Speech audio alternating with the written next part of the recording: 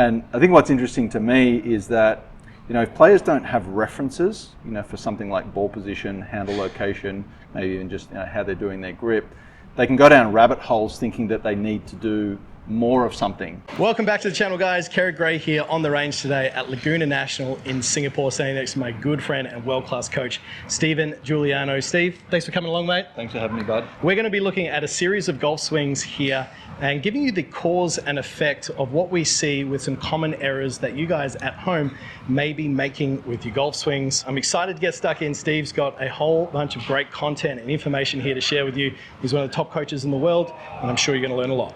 Let's get stuck in.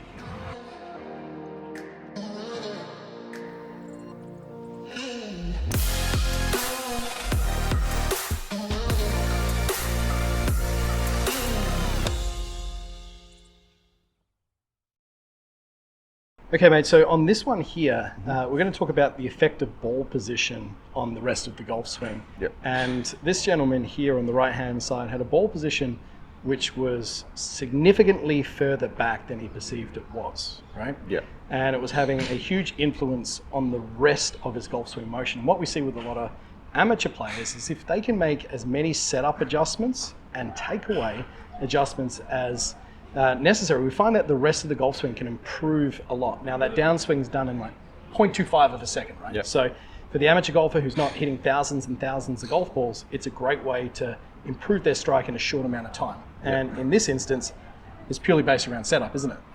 Yeah, absolutely. I mean, this guy was complaining about not getting the ball up in the air with his 8-iron, which I think is hitting 8 or 7-iron, hitting very low hooky shots. And the interesting thing was he didn't know where it came from, and he was hitting the ball perfectly well about a week before this. So it was kind of like an SOS almost. Yeah. And I think what's interesting to me is that, if players don't have references, for something like ball position, handle location, maybe even just how they're doing their grip, they can go down rabbit holes thinking that they need to do more of something. Now he might, for whatever reason, felt like he was hitting the ball a little bit too high before. Maybe he was, maybe he wanted to see more of a draw. And he did know that moving the ball back and maybe rotating the grip and moving the handle forward would produce that. But he also didn't know where the end point was. He didn't know when to stop doing that. Yeah.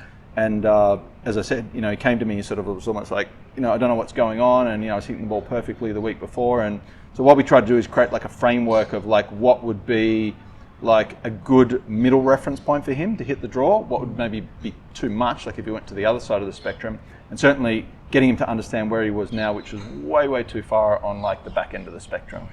Yeah, for sure. So walk us through this one here in regards to the specifics between what we see with the model over here on the left-hand side and then this gentleman. Yeah, so we have Rocky here on the left-hand side, who's probably hitting, he's got a slightly longer club for sure. He's probably hitting a very straight ball flight, maybe a slight draw, depending on his impact location. But what I would say, he's got the ball position about one ball back from center. So the yellow line that we've drawn kind of represents what we'd call a 0 point, or basically where the low point would not be down or up. We'll just say that's kind of basically a very zero bottom of angle the attack. arc. Yeah. With the student that we've got here, and that's generally the center of the lead shoulder there. The student on the right-hand side's probably got that ball about 5 balls back, and we can kind of maybe just do it this way, where I might kind of just go, all the way kind of back there, where Rocky's got it just say it's 1 ball back there. Okay, perfect. So give or take. So 5 balls back, the further back on the arc, the more that he's going to be hitting down and out on the golf ball. Yeah. So, looking at that from down the line, that path's going way to the right, whereas Rocky's kind of pretty neutral there, we'd say. So, might be hitting slightly down and out on the golf ball, but a pretty straight ball flight. So angle of attack's going to be too steep.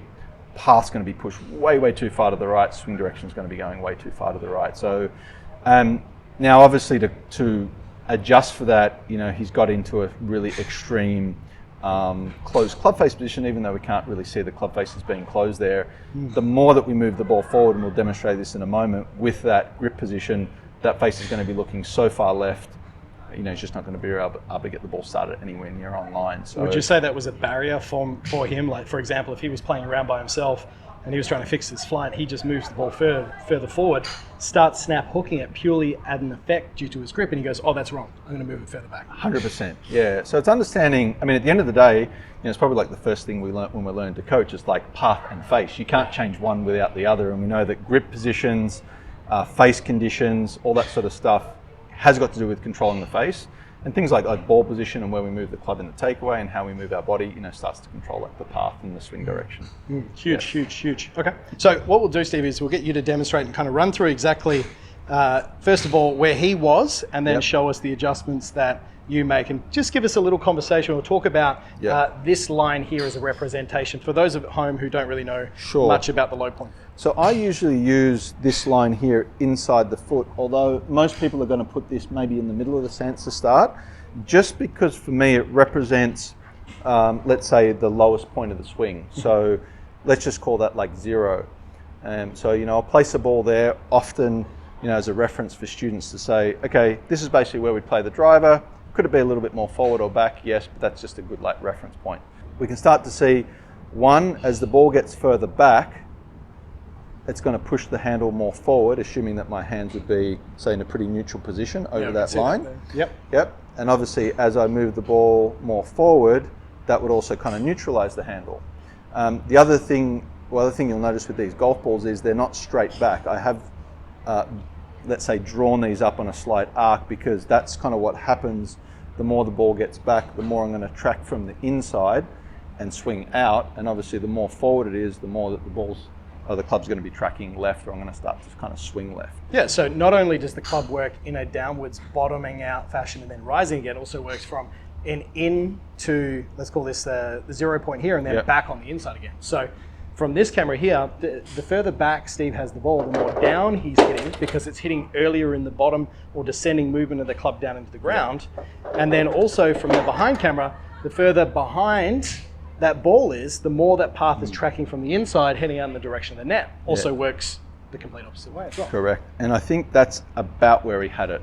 So that's 1, 2, 3, he's 4, pushing 5. The limits. Yeah, he's back on 6. Yeah. And we had the TrackMan data there, which I might actually be able to send you as well. He was hitting about 8 degrees out on that ball. It was a crazy amount. So so ball was starting, either so far right. But actually in his case, because he had the face so close and he managed to figure that part out, it was actually low lefts. He could barely get the ball in the air. So is this a golfer that films himself or looks for feedback? He definitely looks for feedback for sure. Yeah, he's looking at tape. He's looking at something that he needs to kind of be working on. He's basically trolling around a little bit. Didn't know to look at ball position? Didn't know to look at something as simple as this. He was going for something like much more complex. Yeah. And we find a lot of golfers do that, right? Yeah. They're trying to find something in the downswing rather than assessing their setup first, which a lot of the frustrations that players can have weeks on end with poor scoring can be taken care with a simple ball position adjustment sometimes. Totally. And it's just, it's having an understanding or, a process to go through. So each time, if I like to hit a draw, I'm probably going to play the ball about 2 back. That's kind of enough. That'd be a stronger draw. Fades would tend to be played a little bit more forward, maybe with the stance line a little bit more open. But, if I always stood reasonably square and had the ball like 2 back with a handle position that basically sits on the 0, I'm going to be setting up for, a tiny like push draw every time. And it's pretty tough to get out of that if you've got a reference. Yeah. Or to get yourself too much. Okay, so we built awareness around ball position. Then from there, where did you move his ball position to now?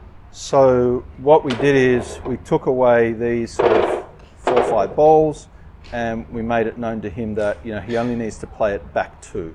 So you would say that's a stock ball position. Let's say we've got a 7 iron. Yep. And you'd say approximately about 1 club head inside the lead foot. Yep. It's a comfortable reference, just forward of center. Yep. Relative to your stance width, however, we can see that that's 2 balls inside the base point, which Steve was discussing before about the low point of the swing. And that's assuming all things being equal, you're not moving too far off it and stuff like that. Correct. So we can obviously change that through movement, but it's just a good baseline to start with. Yeah. Great. Okay, cool. So we shifted his ball position. What happened next? Really, the probably the biggest change, at least for him, most significant one, was understanding club face position. Now, certainly when I started coaching early days, I'd look at the grip condition that he had and say like it's way too strong. And for all intents and purposes, it is, but it's kind of like how do we go about making an adjustment. Now that can be a rotation of the hand, but it can simply be a rotation of the face. So the direction I went with him is when he kind of went from sort of this position and then basically moved, the club forward, the face is probably pointing, let's just call it like 10 to 12 degrees to the... You can see it's turned down quite significantly there, Yeah, so if he just goes and hits a shot from there, he's going to hit, a more extensive like pull hook. So what I got him to do is actually open the face first, just get him to rotate the face this way, perhaps line it up to something, like on the mat, just to have some awareness of that. Or it could even be just like the shaft down in front here if I had the shaft there. Yeah, I use that often as a reference there. So there's the face. And then from there, he basically took his normal grip, but with the face square, and then brought it down in front of him.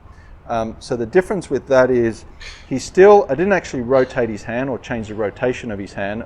All I did was change the rotation of the face, move the handle forward, and now he actually felt like when he set it up that the face was pointing to the right. Yeah, I'm sure he felt the ball was going to go a mile right. Felt it was going to go a mile right. And what I was telling him, he was getting, the dynamic loft he was applying to the ball was probably the equivalent of like a 3-iron, with a good strike. So he was getting no height in the shot. Obviously, he was getting no elevation. Some Cleveland launches in his back. Yeah, so effectively his 7-iron was coming out like a 4 or a 3-iron. So what I told him, height or the face really controls two things. It controls the loft, which is the height that we want to get when we hit the ball, because it can obviously be too strong, and it also controls direction. So what we're actually helping him to do is get a higher ball flight and a straighter ball flight by changing the face condition. Yeah, okay. So that's kind of like, that's really, for the most part, what we settled in on for that first part of the lesson. And we started to get obviously some success straight away with the path and face change. Awesome. Yep. Okay. So I'll jump in and I'll just demonstrate the effective ball position, because this is something that is very commonly overlooked with a lot of players in regards to their assessment of their own golf swings. They try and get the Golf Digest cover images of all their favorite players. And from that, they tend to look at the specifics at a snapshot in time of the process of what they're doing rather than the whole picture and how that formulates from there. So this gentleman here, let's say his ball position was about there. Probably a little bit less than that. Yeah. That's all the way off the back. Yeah, about there. Right, about there. So if that is right on the inside of the lead foot there, all things being equal, from this elbow crease going down, let's call that the 0 point. That stock ball position, approximately about there. This gentleman's hanging all the way back in this direction. Now, as a result of that, he started having this grip in quite a strong fashion. You can see the logo of the gloves facing more up towards the camera there. Body starts to close off. And really, when he was doing this, he was struggling to get the ball up in the air, right? Yeah. So he's in this position here, handle's looking really strong. He's used to seeing that, but when he was hitting it, because it was moving, the ball struggles to get out of off the ground, right? And just dives straight down to the left. You can see there was hardly any spin on that to get the ball up in the air. So just with short shots starting off, we see if we move the ball a little bit further forward. Would you ever go on the error of the side of exaggeration, like moving it right on the front foot, just to give them a feeling there? Yeah, I think for better players, I would. It's got to do a little bit with their skill level, but certainly if they're having trouble getting their upper body forward, that's a great one. Yeah. Okay, cool. So for this one here, we'll just move this about that comfortable club head inside the lead foot, which is what we like to see as a stock reference. Taking the grip up in front. With my players, I like to try and just get them to visually see that it's perpendicular to the ground as they set their hands on it, bring that down, and that usually gives them a good reference. Like you said, having this alignment rod is also a good track for a square club face. So making the same small swing, instead of being back here where the club was chopping down and the face was shutting, we can see that gave it a lot more height and the ball flew really straight. So there you have it, a great reference for players to use for ball position, and you can simply just plot these balls out in a formation similar to what Steve did there, and it'll give you a great idea relative to where it should be at address. And then if you are struggling with any of these curvatures or getting loft on the golf ball, as we talked about from having the ball too far back here, that was the effect to the cause. Great coaching from Steve. Awesome. Nice.